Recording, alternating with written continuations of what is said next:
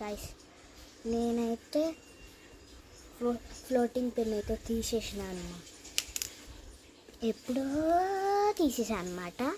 చూద్దాం ఎలా వస్తుందో. తీసేసా, రెడ్ కలర్లో ఉంది కదా, మీకు పుయ్యనా?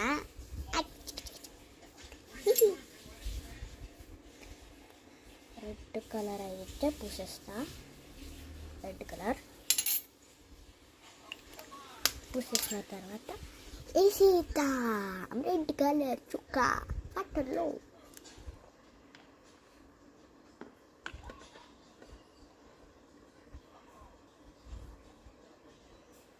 గాయ్స్ రెడ్ కలర్ చాలా బాగా వచ్చింది కదా.